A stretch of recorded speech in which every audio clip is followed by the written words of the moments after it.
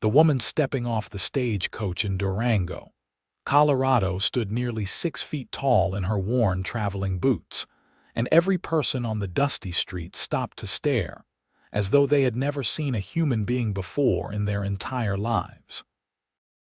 Theodora Emerson kept her chin high despite the burning sensation in her cheeks, her gloved hands smoothing the creased fabric of her navy traveling dress as she waited for the driver to retrieve her trunk from the top of the coach.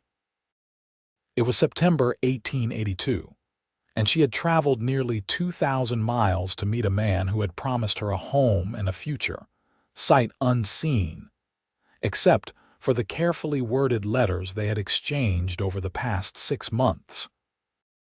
The advertisement in the Boston newspaper had seemed like divine intervention when Theodora had found it tucked between notices for kitchen maids and seamstresses.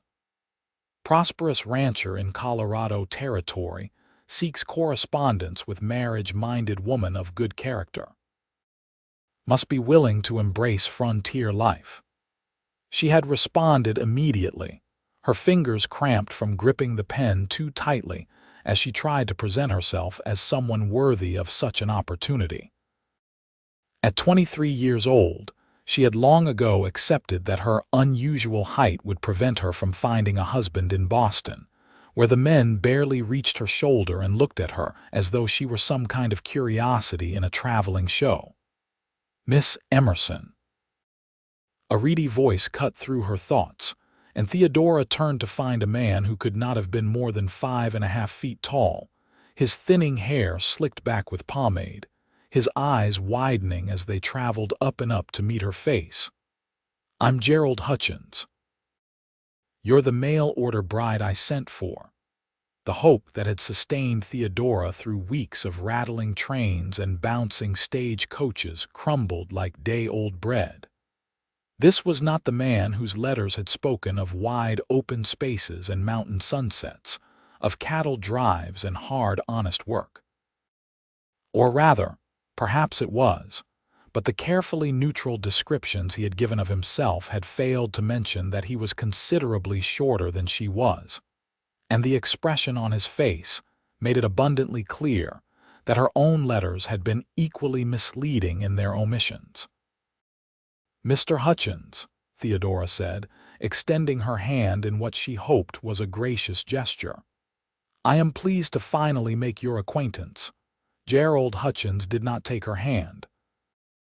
Instead, he took a step backward, nearly colliding with a water trough, his face flushing an unpleasant shade of crimson. "You did not mention that you were so exceptionally tall." "You did not inquire," Theodora replied, her voice steady despite the sick feeling spreading through her stomach. "And you did not mention your own height in your letters." "A man's height is of no consequence," Gerald sputtered, drawing the attention of several passers-by who made no effort to conceal their interest in the unfolding drama. "But a woman who towers over her husband like a lodgepole pine is an embarrassment. I cannot possibly marry you. The arrangement is void." Theodora felt the blood drain from her face.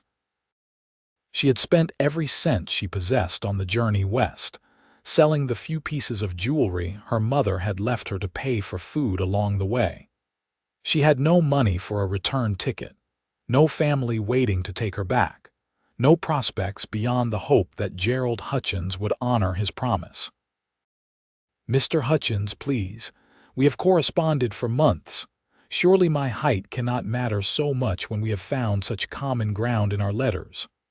"Common ground," Gerald laughed, a sharp, unpleasant sound. "I needed a wife who could help run a household without making me look like a fool every time we stood side by side. I cannot abide being the subject of ridicule. You will have to make your own arrangements, Miss Emerson. I am sorry you came all this way for nothing."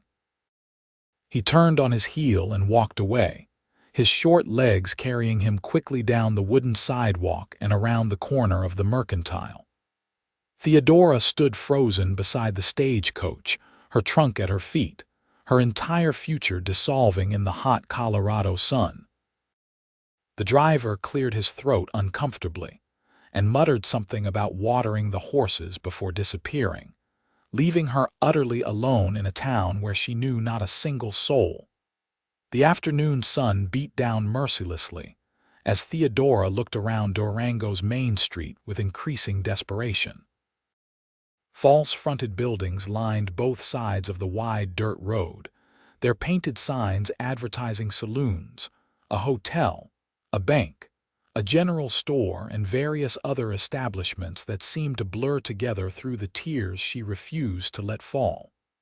She would not cry. She had survived her parents' deaths from influenza 5 years ago, survived the endless string of suitors who had courted her younger sister while treating Theodora like an oddity, survived the loneliness of being the only unmarried woman left among her acquaintances. She would survive this too somehow. "Miss," a woman's voice, kind but curious, came from behind her. Theodora turned to find a plump woman in her 40s, wearing a crisp white apron over a brown calico dress. "I run the boarding house just down the street." "I could not help but overhear your conversation with Gerald Hutchins. That man is a fool, if you do not mind my saying so. Can I offer you a room? First night is free, considering your circumstances." Pride warred with necessity, and necessity won. "That is very generous of you, Mrs. Montgomery, Clara Montgomery. Come along, dear. Let me help you with that trunk." Clara waved over a young boy who had been watching the proceedings with undisguised interest. "Billy, earn yourself 2 bits and carry this lady's trunk to my boarding house." The boarding house was a neat 2-story structure painted white with green shutters, situated on a quieter side street away from the saloons and their associated noise. Clara led Theodora to a small but clean room on the 2nd floor, with a window overlooking a garden where late summer vegetables still clung to their vines. The iron bedstead was covered with a patchwork quilt, and a washstand with a chipped porcelain basin stood in the corner. "You rest yourself," Clara said, her brown eyes warm with sympathy. "Come down for supper at 6. We can talk about what you might do next. Durango is not a large town, but it is growing. There might be opportunities for a woman with your education. I could tell from listening to you speak that you have had proper schooling." After Clara left, Theodora sat on the edge of the bed and allowed herself exactly 5 minutes of despair. She covered her face with her hands and let the tears come silently, her shoulders shaking with the force of emotions she had kept carefully controlled since stepping off the stage coach. Then she stood, poured water from the pitcher into the basin, and washed her face with brisk efficiency. Crying solved nothing. She needed to think, to plan, to find some way to support herself in this unfamiliar place. Supper in Clara Montgomery's dining room was a surprisingly lively affair. 8 people sat around the long table, most of them men who worked at various jobs in town or at the nearby ranches and mines. They ate Clara's pot roast and potatoes with appreciative enthusiasm, their conversation ranging from the upcoming territorial election to the price of beef, to speculation about whether the railroad would extend its line further into the San Juan Mountains. Theodora sat quietly, trying to make herself as small as possible, which was an impossible task given her height. She could feel curious glances directed her way, but no one asked intrusive questions until a weathered man with gray whiskers ventured. "You are the lady who came to marry Gerald Hutchins." "I was," Theodora said carefully. "However, Mr. Hutchins has decided that I am not suitable." "Because you are too tall for him," the man snorted. "Gerald Hutchins is too small for life out here. He treats his ranch hands poorly and pinches every penny until it screams. You had a narrow escape, miss." "That may be true," Theodora replied, "but it does not solve my immediate problem of finding employment and a place to stay." Clara set down a plate of biscuits with more force than necessary. "I told you, dear, the first night is free, and we will work something out. I have been thinking that I could use help with the cooking and cleaning. The boarding house stays full most of the time, and I am not getting any younger. If you are willing to work, you can stay here and earn your keep plus a small wage." It was not the life Theodora had imagined when she boarded the train in Boston, but it was better than starving or being forced into less respectable work. "I would be very grateful for such an arrangement, Mrs. Montgomery." "Good. That is settled then. You can start tomorrow by helping with breakfast. We serve at 6 sharp. The next morning, Theodora rose before dawn and made her way to the boarding house kitchen, where Clara was already stoking the fire in the massive cast-iron stove. Together they prepared eggs, bacon, flapjacks, and coffee for the boarders, working in companionable silence that gradually gave way to conversation as Clara explained her routines and expectations. "I try to keep a respectable house," Clara said as she flipped bacon in a heavy skillet. "No drinking, no gambling, and absolutely no women of questionable virtue in the rooms. Most of my boarders are good men, honest workers. A few are saving money to buy their own land or start their own businesses. They appreciate good food and clean sheets, and they do not cause trouble." Theodora learned quickly, her natural competence in the kitchen surprising even herself. Her mother had insisted that all her daughters learn domestic skills regardless of their social standing, and those lessons served her well now. She made mental notes of where Clara kept supplies, how much coffee to use for the large pot, the best way to keep the flapjacks warm while cooking enough to feed 8 hungry men. The boarders were polite but curious, clearly wondering about the tall woman who now served their breakfast. One man, a clerk at the bank, ventured to ask where she had come from, and Theodora gave him a brief, carefully edited version of her story. By the time breakfast was finished and the dishes washed, she was exhausted but also strangely satisfied. She had accomplished something useful, earned her place for another day. The routine continued for a week. Theodora rose early, helped prepare breakfast, cleaned the rooms after the boarders left for their various jobs, helped with laundry and mending, assisted with supper, and fell into bed each night too tired to dwell on her circumstances.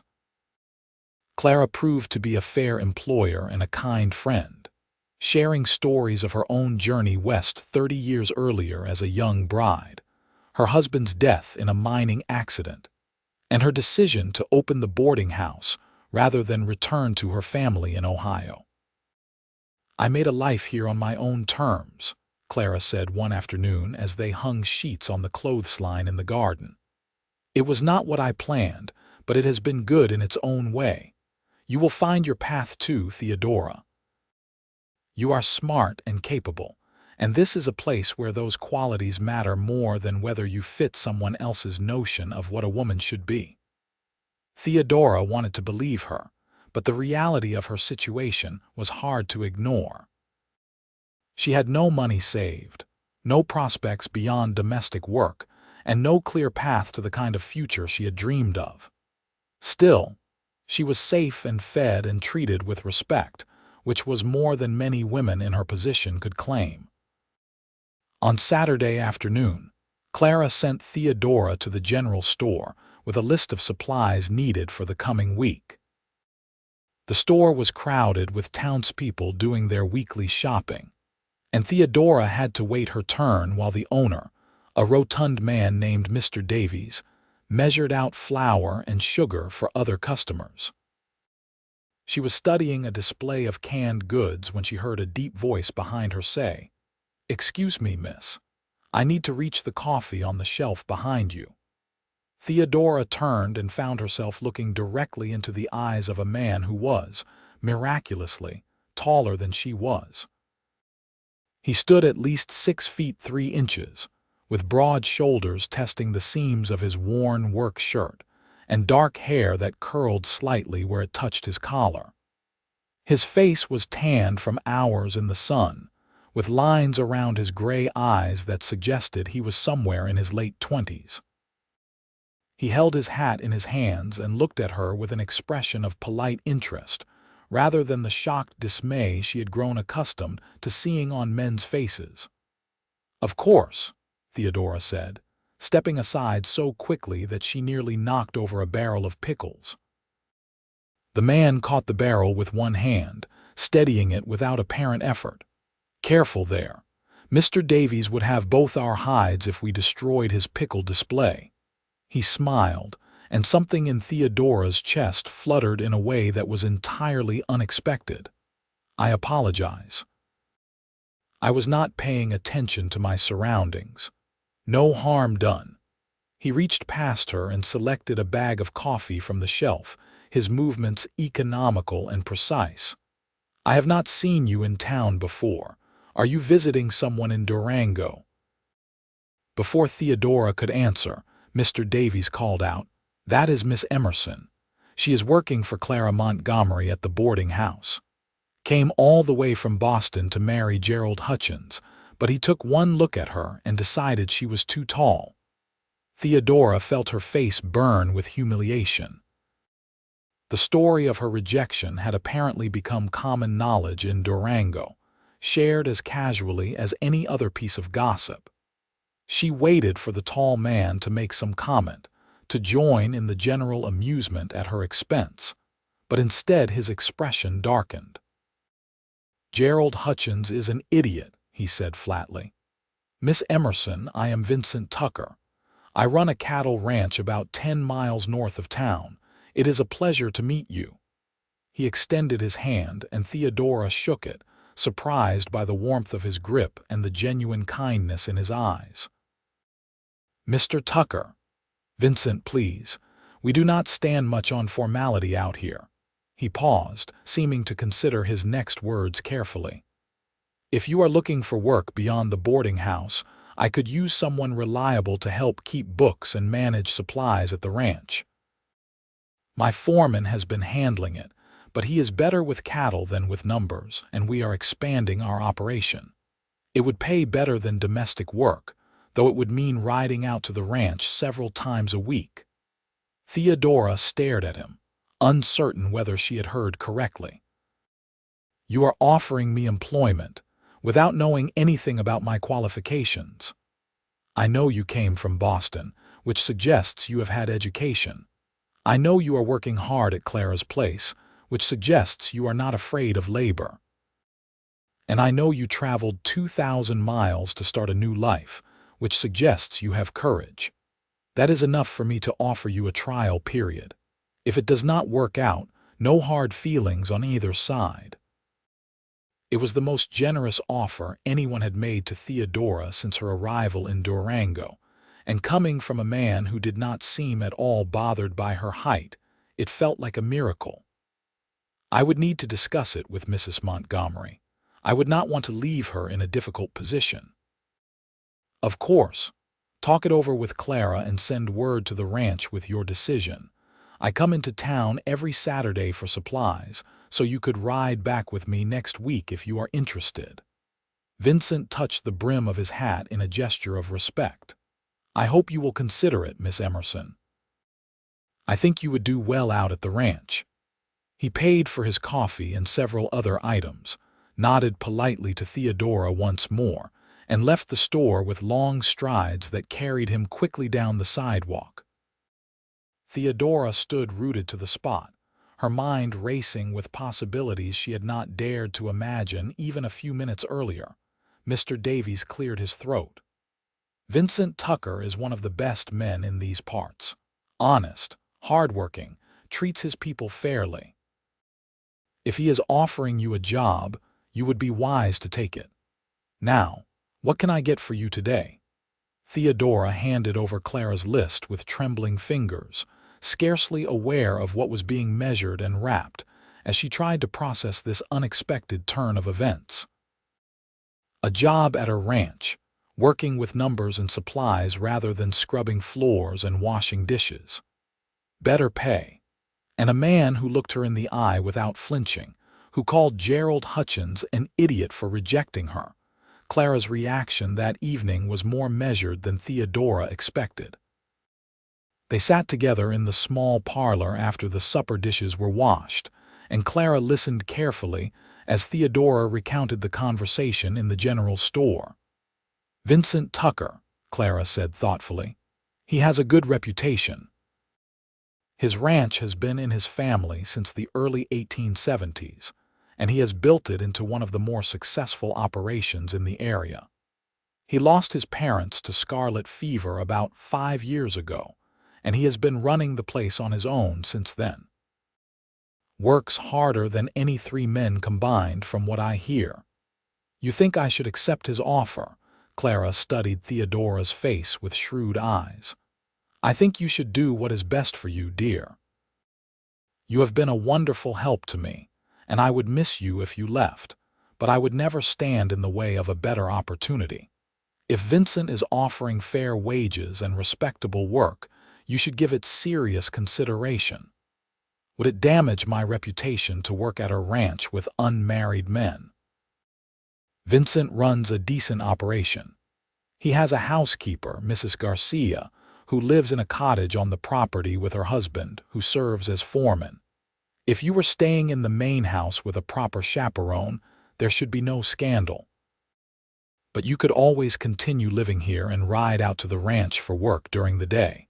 It is only 10 miles, an easy journey on horseback." Theodora had not ridden a horse since she was a girl, but she was willing to relearn if it meant better prospects. "I think I would like to accept Mr. Tucker's offer, if he was sincere. Then you should send word to the ranch. And Theodora, be careful with your heart. Vincent Tucker is a good man, but a good man can still hurt you if you let yourself hope for something that may never happen." The warning was well-intentioned, but unnecessary. Theodora had no illusions about Vincent Tucker's interest in her beyond her skills with bookkeeping. He had been kind, but kindness was not the same as romantic interest. She would work for him, prove her worth, and build a secure future through her own efforts rather than depending on the whims of fate or the approval of men who found her lacking.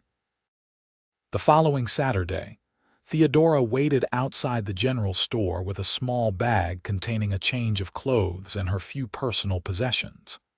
She had spent the week helping Clara find and train a replacement, a young widow named Sarah who needed work and was grateful for the opportunity. The transition had been smooth, and Clara had insisted that Theodora's room would remain available whenever she wanted to visit town. Vincent arrived mid-morning, driving a sturdy wagon pulled by 2 horses.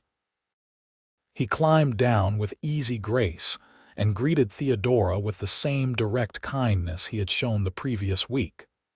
"Miss Emerson, I am glad you decided to give the ranch a try. Let me help you with your bag." The ride north out of Durango took them through rolling terrain that gradually gave way to higher elevation, with mountains rising in the distance like ancient sentinels.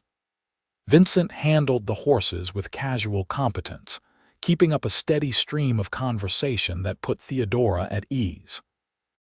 He pointed out landmarks, explained the history of various ranches they passed, and asked thoughtful questions about her background and education. "I attended school through secondary level," Theodora told him. "My father was a professor of mathematics at a college in Boston, and he believed strongly in education for both his sons and daughters. I studied literature, history, languages, and mathematics. After my parents died, I worked for a time as a governess, but the family moved to Europe and I could not accompany them. Your father sounds like he was ahead of his time. He was a good man. He never made me feel that my height was something to be ashamed of, even when others did." Vincent glanced at her, his expression serious. "Anyone who made you feel ashamed was the problem, not you. There is nothing wrong with being tall. It is just a physical characteristic, like having brown hair or gray eyes. The fact that some people are small-minded about it says everything about them and nothing about you. The simple acceptance in his words loosened something tight in Theodora's chest. She had spent so many years trying to make herself smaller, hunching her shoulders and avoiding situations where her height would be noticed, that she had almost forgotten what it felt like to simply exist without apology. The ranch came into view as they crested a hill, sprawling across a wide valley with the mountains as a backdrop. The main house was a large structure built of logs and stone, with a wide porch that wrapped around two sides. Several outbuildings dotted the property, including a barn, a bunkhouse, and smaller cottages. Cattle grazed in distant pastures, and Theodora could see several men working with horses in a corral near the barn. "It is beautiful," Theodora said honestly. The landscape had a raw grandeur that was entirely different from the ordered streets and buildings of Boston, but it stirred something in her that she had not known was sleeping. "Thank you. My father chose this land because of the water and grass. We have good grazing year-round, and the mountains provide shelter from the worst of the winter storms. It is hard work keeping everything running, but I cannot imagine doing anything else."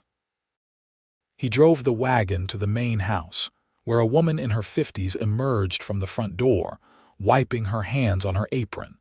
She had dark hair streaked with silver, warm brown eyes, and a comfortable, welcoming smile. "Mrs. Garcia, this is Miss Theodora Emerson. She will be helping with the books and supplies. Theodora, this is Rosa Garcia. She keeps the house running and makes the best tamales in Colorado." Rosa laughed and swatted Vincent's arm affectionately. "You only say that because you eat so many of them. Welcome, Miss Emerson. Vincent told me you would be coming. Let me show you to your room and then we can talk about your duties." The room Rosa showed her to was on the second floor of the main house, smaller than some but clean and comfortable, with a window overlooking the mountains. A bed, a wardrobe, a washstand, and a desk filled the space, and someone had placed a vase of wildflowers on the windowsill. "Vincent wanted you to have a place to work in private," Rosa explained. "The ranch office is downstairs, but he thought you might want your own space to spread out ledgers and such. There is a lock on the door, and you are welcome to come and go as you please. Meals are served at 6, noon, and 6, but I always have coffee and bread available in the kitchen if you need something between times." "This is more than generous," Theodora said, running her hand over the smooth surface of the desk. "I expected to work in a corner somewhere, not to have my own room. Vincent is a good employer. He believes in treating people fairly." Rosa's expression grew more serious. "I should tell you that there are 10 ranch hands who live in the bunkhouse, plus my husband Miguel, who is the foreman. They are all decent men, but they are not used to having a woman around except for me. If anyone makes you uncomfortable, you tell Vincent immediately. He will not tolerate disrespect. I appreciate the warning. I will do my best to simply focus on my work." "Good. Now, come down to the office and I will show you what you are getting yourself into." The ranch office was a disaster. Ledgers were stacked haphazardly on shelves, receipts were stuffed into drawers with no apparent organization, and the desk was buried under piles of papers that looked like they had been accumulating for months. Theodora stood in the doorway and felt a wave of dismay wash over her. Rosa grimaced. "Miguel is wonderful with the cattle and the men, but he hates paperwork. Vincent has been trying to keep up with it himself, but he is so busy with everything else that it gets pushed aside. Can you make sense of it?" Theodora squared her shoulders. "I can try. It will take time to sort through everything and create a proper system, but it is certainly possible. Vincent will be relieved to hear it. Take today to settle in and look around the ranch. You can start fresh on Monday morning." Theodora spent the rest of the day exploring the ranch, getting her bearings and meeting some of the men who worked there. Miguel Garcia was a stocky man with a weathered face and gentle manner, who welcomed her warmly and expressed his relief that someone else would be handling the books. The ranch hands were polite but curious, clearly unsure what to make of a woman who was taller than most of them and who would be working in the office rather than the house. At supper that evening, Theodora sat at the long dining table with Vincent, Miguel, and Rosa. The meal was simple but delicious: beef stew with fresh bread and vegetables from Rosa's garden. The conversation flowed easily, touching on the day's work, plans for the coming week, and local news from town. "We will be starting the fall roundup in about 2 weeks," Vincent explained. "We need to gather the cattle from the summer pastures, separate out the ones we will sell, and move the rest to winter grazing. It is our busiest time of year, and we usually hire on a few extra hands temporarily. That means more mouths to feed and more supplies needed, so your help with organization will be crucial." "I will do my best to be ready," Theodora promised. Vincent smiled, his gray eyes crinkling at the corners. "I have no doubt you will. You strike me as someone who meets challenges head-on." Theodora felt warmth spread through her that had nothing to do with the hot stew. She told herself firmly not to read too much into his words or his smiles. He was her employer, nothing more, and she would not make the mistake of hoping for something that could only lead to disappointment. The next few weeks fell into a pattern that was both demanding and satisfying. Theodora threw herself into organizing the ranch's chaotic records, creating systems that would make it easy to track expenses, sales, and inventory. She worked long hours, often staying at her desk until well after dark, but she found the work engaging in a way that domestic labor had never been. Vincent proved to be an attentive employer, checking in regularly to see if she had everything she needed and answering her questions about the ranch's operations. He treated her as an intelligent colleague rather than a subordinate, asking for her input on decisions and implementing her suggestions for improvements. Theodora found herself looking forward to their conversations, which ranged from practical matters to more personal topics. She learned that Vincent had grown up on the ranch, the eldest of 3 children. His brother had moved to Denver to practice law, and his sister had married a banker in St. Louis. After his parents' death, he had considered selling the ranch and joining his siblings in city life, but he could not bring himself to let go of the land his father had worked so hard to build. "It felt like a betrayal to walk away," Vincent told her one afternoon as they sat on the porch reviewing the supply list for the roundup. "My father put everything he had into this place. He believed in building something that would last, something that could be passed down. I could not let that die just because it was hard." "Do you ever regret staying?" Theodora asked. "Sometimes, when the winter is brutal or the cattle prices drop and I wonder if I can keep everything afloat. But mostly, no. This land is in my blood. I cannot imagine being happy anywhere else." Theodora understood that feeling, though her own connection to place was different.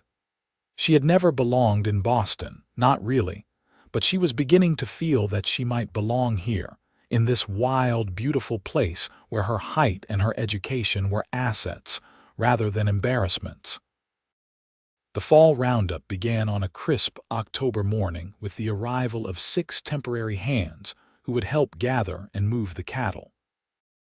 Theodora had prepared meticulously, ensuring that there were adequate supplies of food, medical provisions, rope, and all the other necessities for the weeks of work ahead.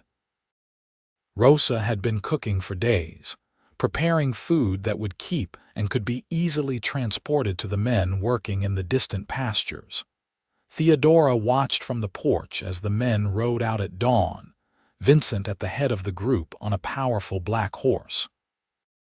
He sat in the saddle with the easy confidence of someone who had been riding since childhood, and Theodora felt an unexpected pang as he disappeared over the hill. She told herself she was simply concerned about the success of the operation, but she knew it was more than that. Over the past weeks, her feelings for Vincent had grown beyond professional respect into something warmer and more dangerous. She noticed the way his face lit up when he solved a problem, the kindness with which he treated everyone from the youngest ranch hand to Rosa and Miguel, the moments when she caught him looking at her with an expression she could not quite read. But she kept her feelings carefully hidden, unwilling to risk the security and satisfaction she had found at the ranch by revealing emotions that were almost certainly one-sided. The roundup took 3 weeks of hard, exhausting work. Theodora kept everything running smoothly from the ranch headquarters, coordinating supplies, managing the books, and helping Rosa feed the rotating crews who came back to the main buildings for rest and fresh provisions. She barely saw Vincent during that time, catching only brief glimpses of him when he returned late at night, so tired he could barely eat before collapsing into bed. When the work was finally finished and the cattle that would be sold were penned and ready for the buyers, Vincent declared a day of rest for everyone. The temporary hands were paid and departed, and the regular crew slept late and moved slowly, their bodies recovering from the grueling pace. Theodora was working at her desk in the office when Vincent appeared in the doorway, looking more rested than he had in weeks. His hair was still damp from washing, and he had changed into clean clothes that were not covered in dust and sweat. "You have a few minutes?" he asked. "I wanted to thank you properly for all your help during the roundup. Everything ran so smoothly this year because you had organized everything so well." "I was just doing my job," Theodora said, setting down her pen. "You did far more than that. You anticipated problems before they happened and solved issues I did not even know existed. Miguel told me that this was the best organized roundup we have ever had." Vincent stepped into the office and closed the door behind him, which was unusual enough to make Theodora's pulse quicken. "I also wanted to talk to you about making your position here permanent with a raise in wages. You have proven yourself invaluable, and I would like to formalize the arrangement if you are willing to stay." "I would be very willing," Theodora said, relief flooding through her. "I have been happier here than I have been anywhere else in my life." Vincent smiled, but there was something uncertain in his expression, as though he was wrestling with a decision. He crossed to the window and stood looking out at the mountains for a long moment before turning back to face her. "Theodora, I need to be honest with you about something. I did not offer you this job purely because I thought you would be good at bookkeeping." Theodora's heart began to race. "I do not understand. When I saw you in the general store that day, I was struck by you. Not just by your height, though I will admit it was a relief to meet a woman I could look at eye to eye, but by everything about you. The way you carried yourself despite the humiliation you had just endured, the intelligence in your eyes, the way you did not apologize for taking up space in the world. I wanted to know you better, but I could not think of a way to do that without seeming improper. Offering you a job seemed like the only respectable option." Theodora stood slowly, her legs unsteady. "You hired me because you were interested in me. I hired you because I thought you would be excellent at the job, which you are. But yes, I also hoped that working together might give us a chance to become friends. And over these past weeks, watching you work and talking with you and learning who you are, I have found that friendship is not enough for me anymore." He took a step toward her, his gray eyes intense. "I know this is inappropriate, and if you want me to never mention it again, I will respect that. But I think I am falling in love with you, Theodora Emerson, and I needed you to know." The words hung in the air between them, precious and terrifying. Theodora struggled to breathe, to think, to process what she was hearing. "You cannot mean that. I am too tall, too educated, too everything that men do not want in a woman." Vincent closed the distance between them in 2 long strides and took her hands in his. "You are perfect. You are exactly the right height to dance with me without getting a crick in your neck. You are exactly the right amount of educated to have conversations that challenge and interest me. You are exactly the right amount of everything that I have been looking for without even knowing I was looking. I am asking you to give me a chance to court you properly, to see if what I feel might be something you could feel too." Theodora looked up into his face, searching for any sign of doubt or mockery, but she found only sincerity and hope. "I already feel it," she whispered. "I have been trying so hard not to, because I thought it was impossible, but I feel it too." Vincent made a sound that was half laugh, half sigh of relief, and pulled her into his arms. Theodora went willingly, resting her head on his shoulder and marveling at how perfectly they fit together. How right it felt to be held by someone who did not make her feel like she needed to make herself smaller. His arms were strong around her, and when he tilted her chin up and kissed her, it was with a gentleness that made her heart ache. The kiss deepened, and Theodora felt years of loneliness and self-doubt melting away, replaced by a warmth and certainty she had never experienced before. This was what it was supposed to feel like, to be wanted and valued and seen for who you truly were. When they finally pulled apart, both slightly breathless, Vincent rested his forehead against hers. "I should have done this weeks ago. We did this exactly when we were ready," Theodora said. "I needed time to trust that this was real, that you meant what you said. I will spend the rest of my life proving to you how real this is, if you will let me." They stood together in the office, the afternoon sun slanting through the windows and painting everything gold, and Theodora felt the last pieces of her heart's walls crumble. She had come west looking for security and a home, and she had found something so much more valuable, a place where she belonged and a man who loved her not despite who she was, but because of it. The courtship that followed was conducted with the full knowledge and approval of everyone at the ranch. Rosa was delighted, Miguel was pleased, and the ranch hands treated Theodora with even more respect once they understood that she was important to Vincent not just as an employee, but as the woman he intended to marry. Vincent courted her with a combination of traditional romance and practical partnership that suited them both perfectly. He brought her wildflowers from the high meadows and asked for her opinion on which bulls to buy for breeding. He took her on long rides through the ranch property, showing her every corner of the land he loved and wanted to share with her. He kissed her on the porch under the stars and discussed plans for expanding the herd and improving the irrigation system. Theodora bloomed under his attention, becoming more confident and open than she had ever been. She laughed more, smiled more, allowed herself to hope and dream in ways she had thought were lost to her forever. She and Vincent talked for hours about everything and nothing, discovering shared values and complementary differences that made their conversations endlessly interesting. In November, as the first snow began to dust the mountains, Vincent asked Theodora to marry him.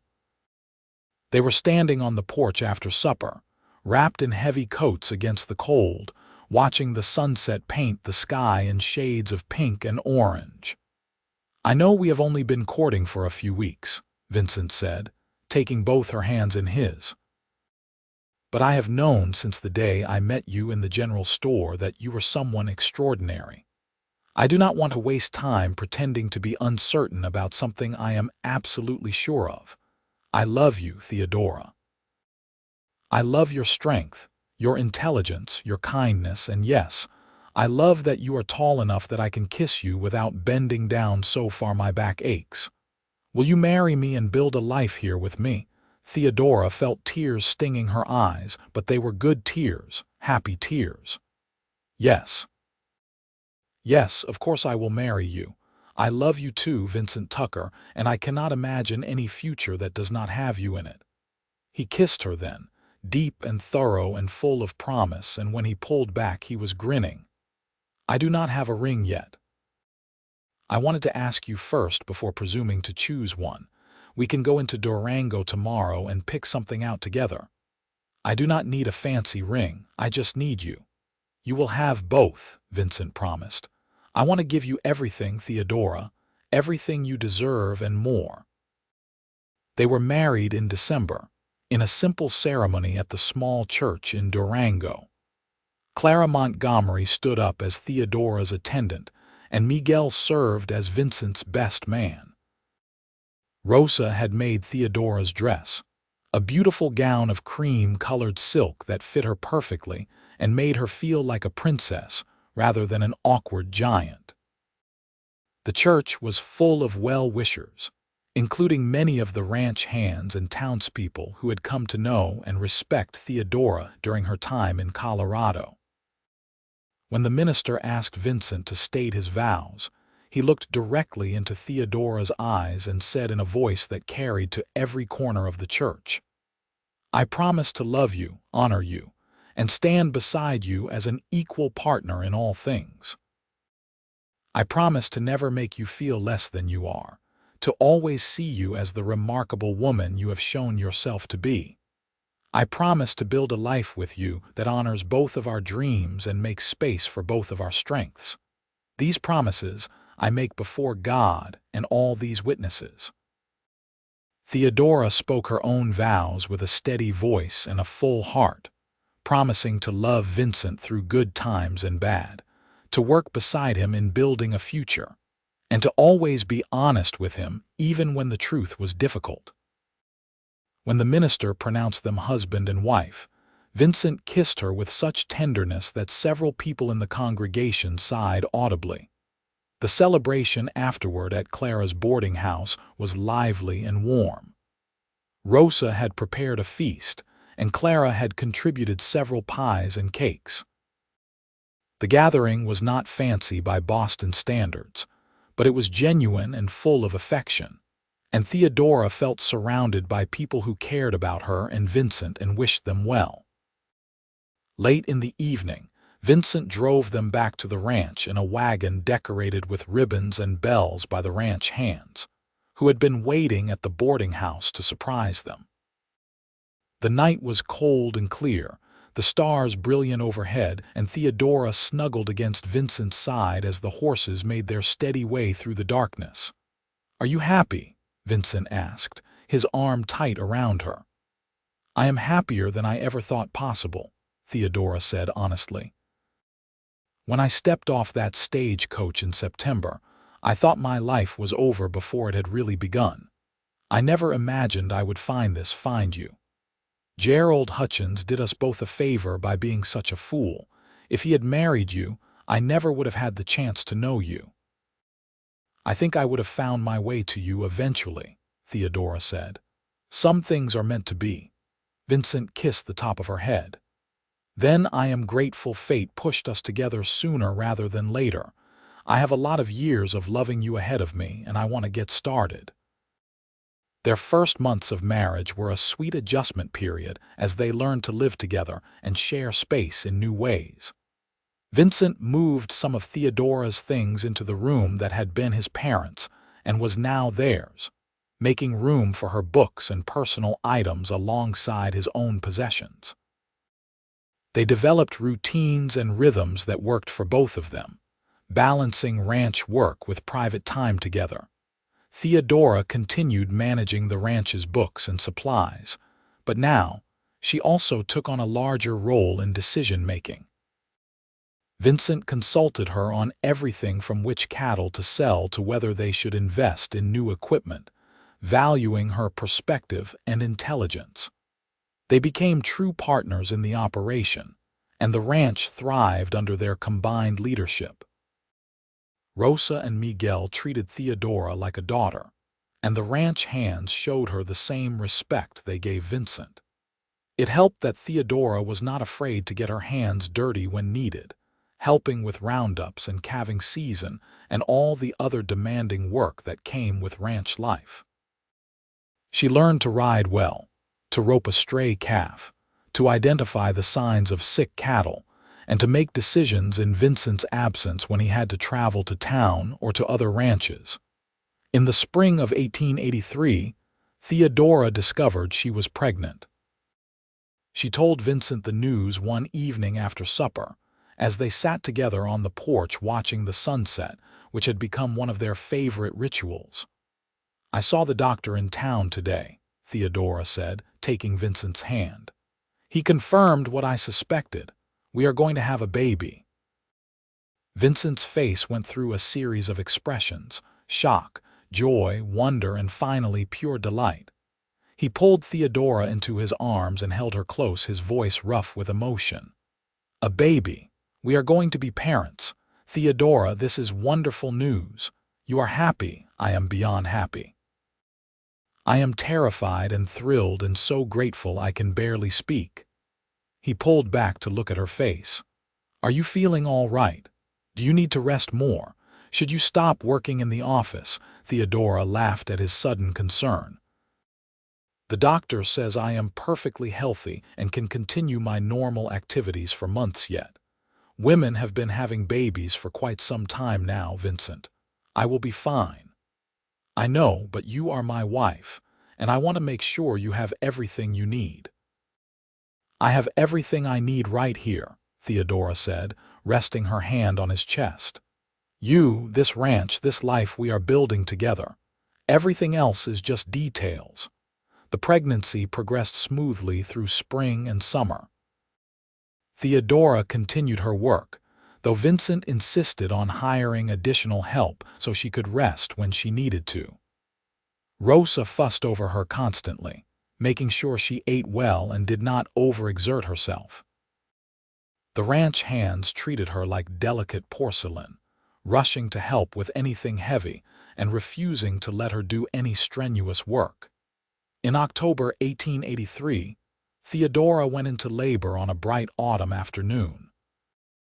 Rosa and the doctor from town attended her, while Vincent paced the hallway outside the bedroom, wearing a path in the rug with his anxious footsteps. The labor was long and difficult, and there were moments when Vincent feared he would lose both Theodora and the baby, but finally, as the sun was setting, he heard the thin wail of a newborn. Rosa emerged from the bedroom with tears in her eyes. "You have a son, Vincent. A healthy, perfect son. And Theodora is tired but fine."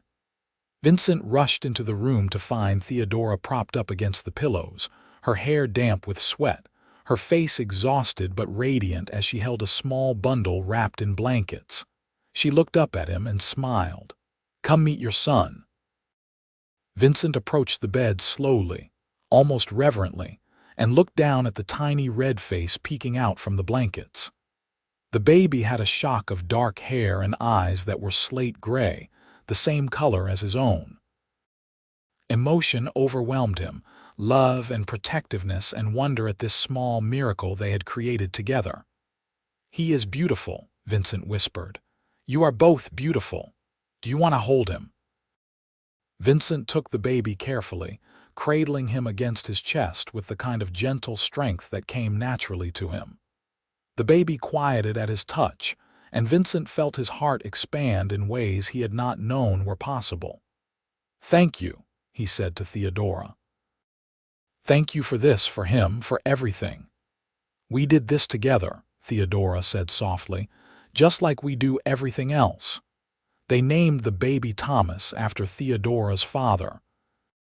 He was a good baby, healthy and alert, with a temperament that seemed to fall somewhere between Vincent's steady calmness and Theodora's quick intelligence. The ranch hands were delighted to have a baby on the property, and even the gruffest among them could be found making silly faces to get Thomas to smile. Theodora adapted to motherhood with the same competence she brought to everything else, though she privately admitted to Vincent that there were days when she felt overwhelmed by the responsibility of caring for a tiny human being. Vincent shared the duties as much as possible, walking the floor with Thomas when he cried at night, changing diapers without complaint, and spending hours simply holding his son and marveling at his existence. As Thomas grew from infant to toddler, he showed signs of having inherited his parents' height. By his second birthday, he was noticeably taller than other children his age, and Theodora watched with a mixture of pride and concern, hoping he would never feel the same self-consciousness about his size that she had experienced. "He will be fine," Vincent assured her when she voiced her worries. "He has two parents who will make sure he knows there is nothing wrong with being different, that his height is just one part of who he is. And if anyone gives him trouble about it, he will have the confidence to stand up for himself because we will have taught him that." In 1885, Theodora gave birth to their second child, a daughter they named Catherine.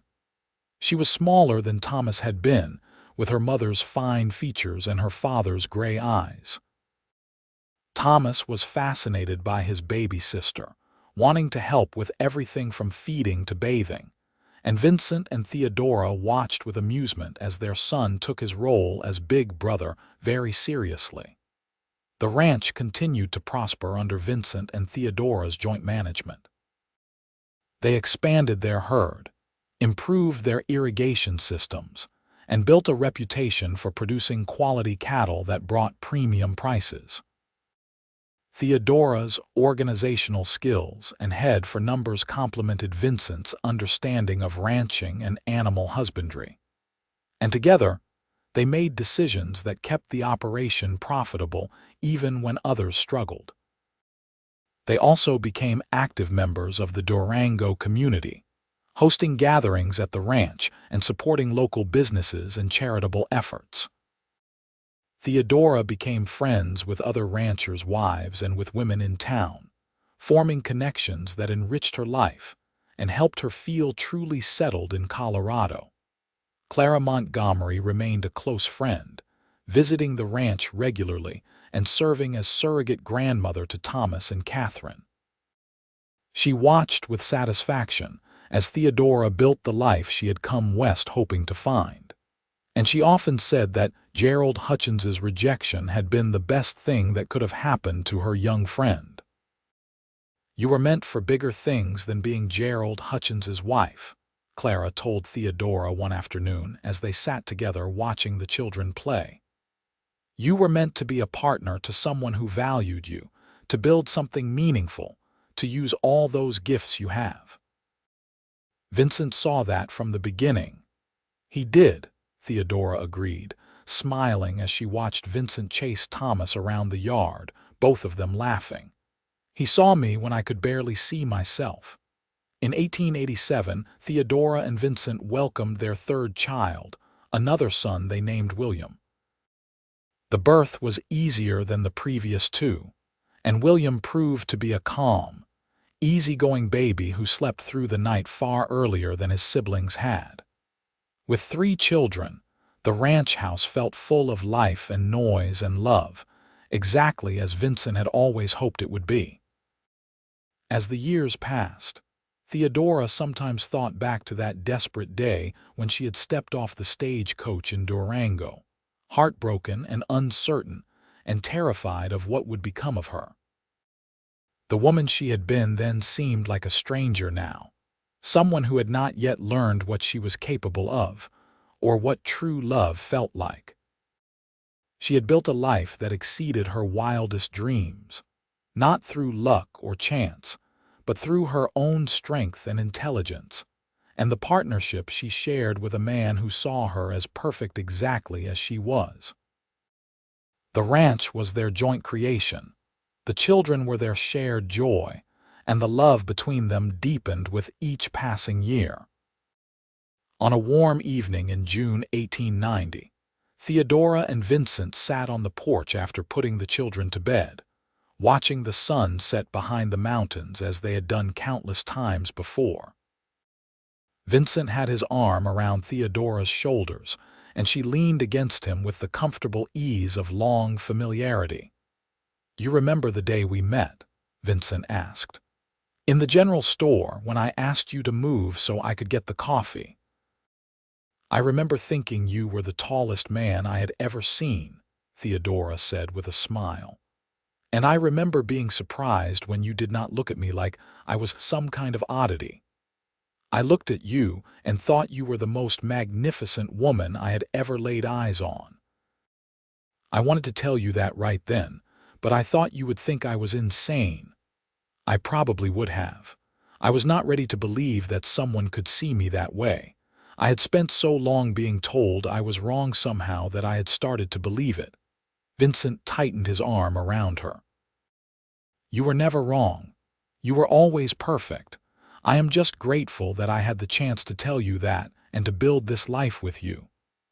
Theodora tilted her face up for a kiss, and Vincent obliged, his lips warm and familiar against hers.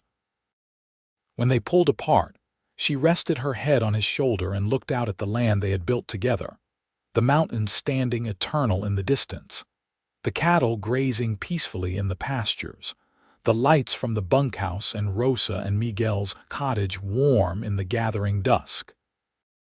"I used to think being tall was a curse," Theodora said quietly. "But it brought me here to you, to this life. If I had been small and conventional, Gerald Hutchins would have married me, and I never would have known what it felt like to be truly loved." "I would have found you somehow," Vincent said. "Some things are just meant to be." They sat together as the stars began to appear overhead, content in the silence and in each other's presence. Inside the house, their children slept safely in their beds.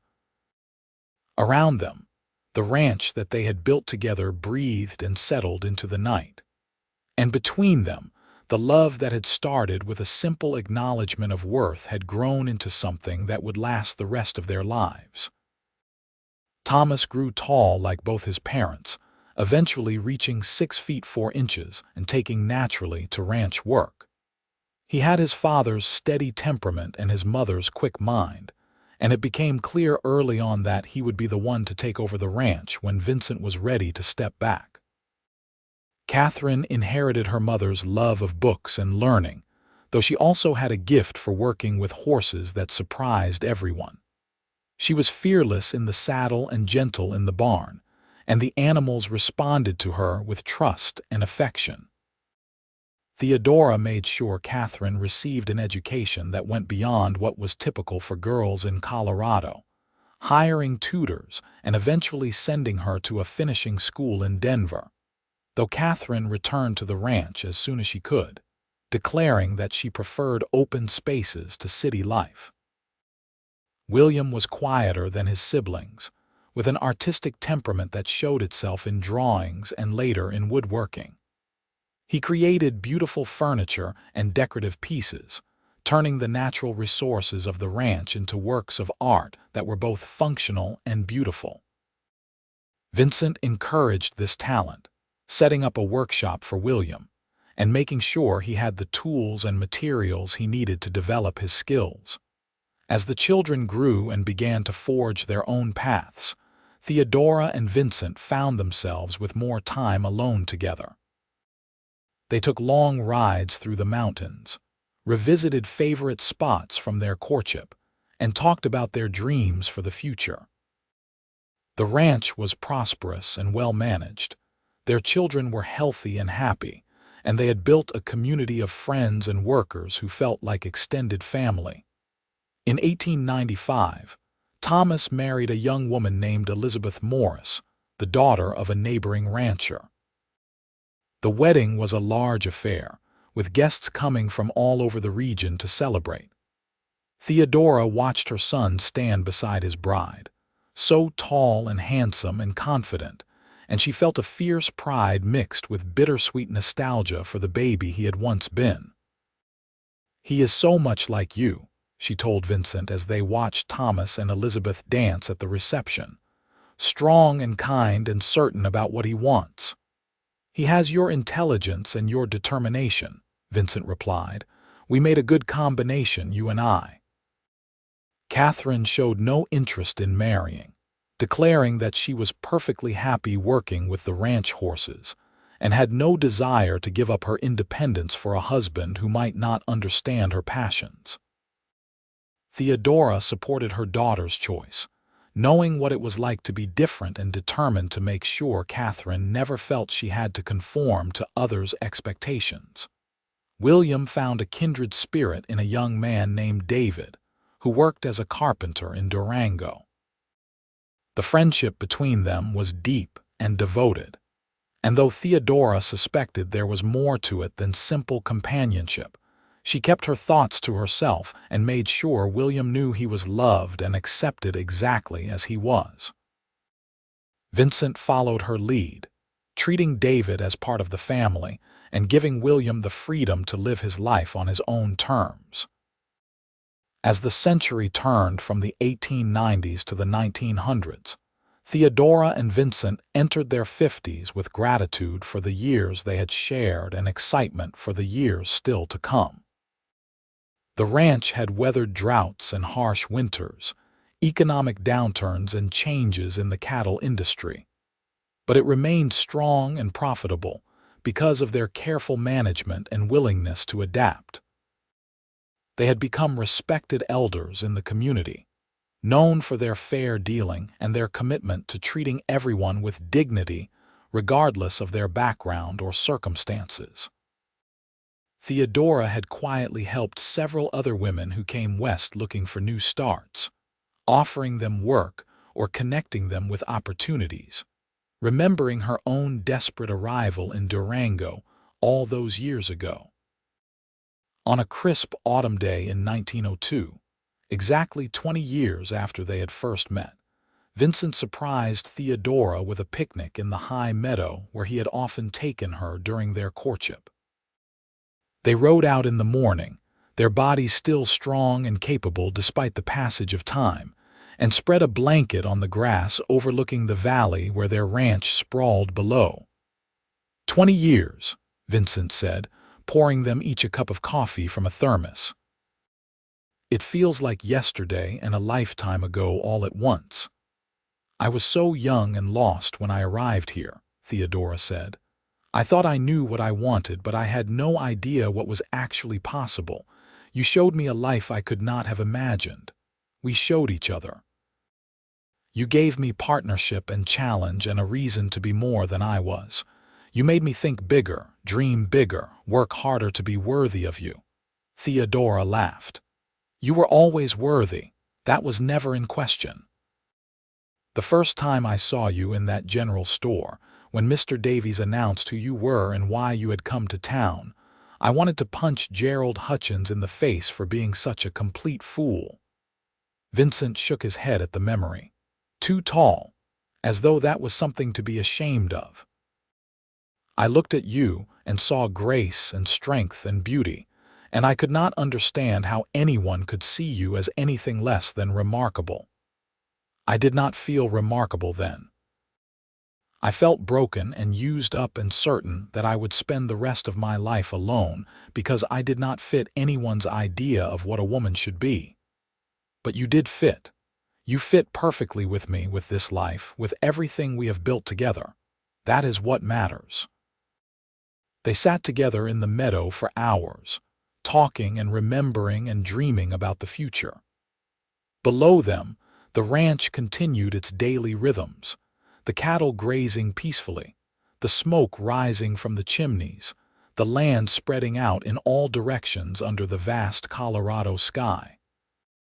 "Do you have any regrets?" Theodora asked as the afternoon sun began its descent toward the mountains. Vincent considered the question seriously before answering. "I regret that my parents did not live long enough to meet you and know our children. I regret that the winters are sometimes harsh, and the work is always hard. But I do not regret a single decision that brought me to you or a single day we have spent together. You are the best thing that ever happened to me, Theodora Tucker, and I would live this life 100 times over just to have the privilege of loving you. Theodora felt tears sting her eyes. After 20 years of marriage, Vincent could still make her heart flutter with his words, still make her feel seen and valued and cherished in ways she had once thought impossible. I love you too. More than I did yesterday, less than I will tomorrow. They packed up their picnic and rode back to the ranch, as the sun painted the sky in brilliant shades of orange and pink. Thomas was waiting with questions about the new bull they were considering purchasing, and Catherine wanted advice about a horse that was showing signs of lameness, and William needed Vincent's opinion on a design for a new cabinet. The everyday demands of life on the ranch pulled them back into the present, but the afternoon in the meadow had reminded them of what truly mattered. Years continued to pass, marked by seasons and celebrations, births and deaths, triumphs and challenges. Miguel Garcia passed away peacefully in his sleep in 1904, and Rosa followed him a year later, her heart broken by the loss of her beloved husband. Vincent and Theodora mourned them deeply, remembering how Rosa and Miguel had welcomed Theodora to the ranch and helped her find her place there. Clara Montgomery lived to see her 80th birthday, before passing away in 1906, surrounded by friends and leaving behind a legacy of kindness and practical wisdom.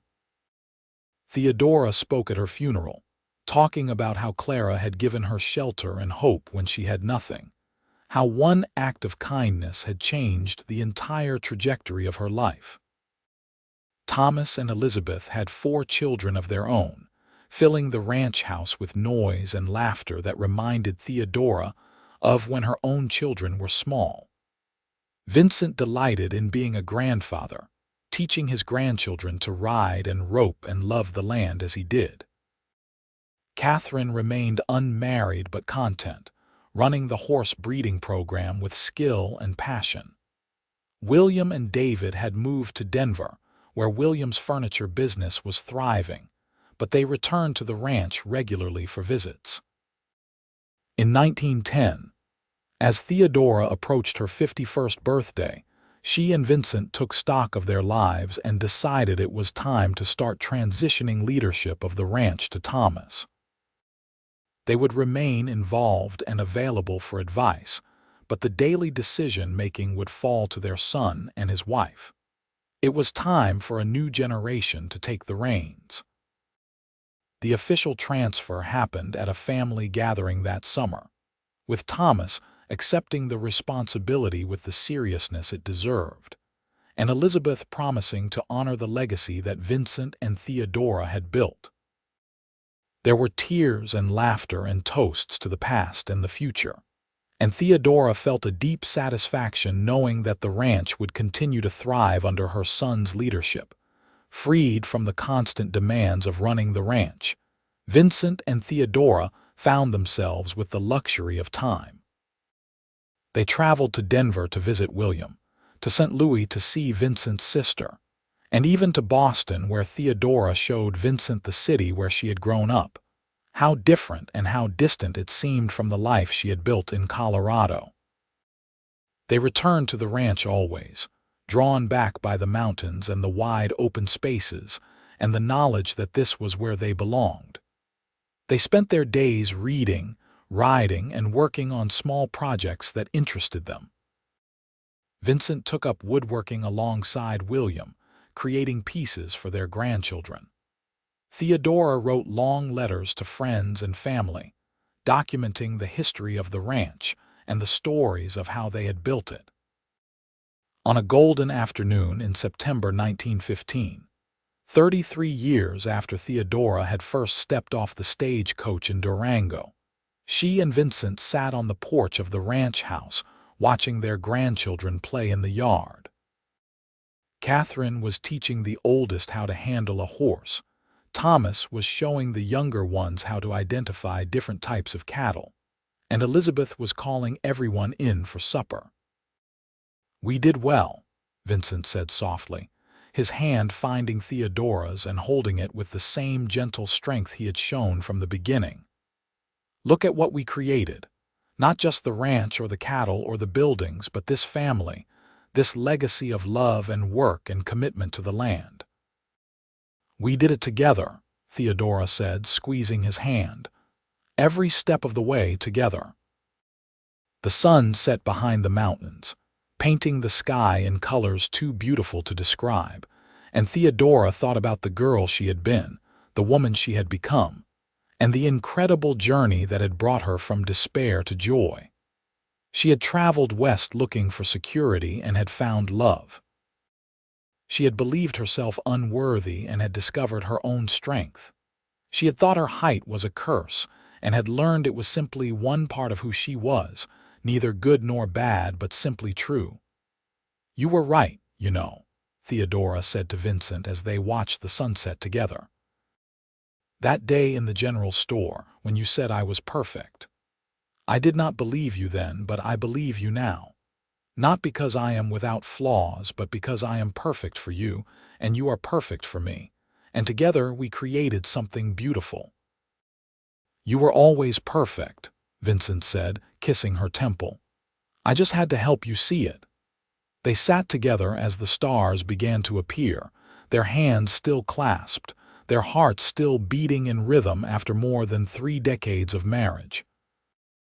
The ranch stretched around them, alive with the sounds of family and animals and the wind in the trees. The mountains stood eternal in the distance, the same mountains that had watched over their love story from its uncertain beginning to this moment of perfect contentment. Inside the house, Elizabeth was calling everyone to supper, and the grandchildren were running toward the door with shouts of excitement. Vincent and Theodora stood slowly, their bodies showing the wear of years of hard work, but still strong, still capable, still together. "Shall we?" Vincent asked, offering Theodora his arm with the same courtly gesture he had used when they were courting. "Always," Theodora said, taking his arm and walking beside him into the house full of family and love and the life they had built together. The meal was loud and chaotic and wonderful, with children talking over each other and adults trying to restore order, and everyone laughing at the sheer exuberance of being together. Theodora looked around the table at the faces of her children and grandchildren, at Vincent sitting beside her with his hand resting on her knee under the table, and she felt a profound gratitude for the unexpected path her life had taken. She had come west as a mail-order bride, rejected for being too tall, and she had found a cowboy who looked at her and said, "You are perfect." That simple acceptance had opened the door to everything else, to partnership and passion, to children and grandchildren, to a life of meaning and purpose and deep, abiding love. As the evening wore on and the children were put to bed, and the adults lingered over coffee, Theodora caught Vincent's eye across the room and smiled. He smiled back, his eyes crinkling at the corners the way they always did when he looked at her, and she knew with absolute certainty that this was where she was meant to be, not in Boston trying to fit herself into a mold that was never meant for her. Not married to Gerald Hutchins or any other man who would have tried to make her smaller, but here in Colorado, with Vincent and their family, and the land they had worked together to build into something lasting. The stars were brilliant overhead as Theodora and Vincent finally made their way to their bedroom. Their children and grandchildren settled throughout the house in peaceful sleep. They prepared for bed with the easy familiarity of decades of shared nights, and when they lay down together, Vincent pulled Theodora close against his side, her head resting on his shoulder as it had for 33 years. "I love you," he whispered into her hair. "Today, tomorrow, and all the days after that. I love you too," Theodora whispered back. "Thank you for seeing me when I could not see myself. Thank you for building this life with me. Thank you for saying yes when I asked you to take a chance on a cowboy with a failing ranch and big dreams. Best decision I ever made." They fell asleep wrapped in each other's arms, in the house they had filled with love, on the land they had worked together to make prosper, surrounded by the family they had created and the legacy they would leave behind. The story that had begun with rejection and heartbreak had become a tale of love and partnership, and two people who found in each other exactly what they needed to become, who they were meant to be. Outside, the Colorado night was peaceful and perfect, the mountains standing guard over the ranch where a woman who was once told she was too tall had found a man who said she was perfect. And together, they had proved that the greatest love stories are the ones where two people see each other truly and choose each other completely, exactly as they are.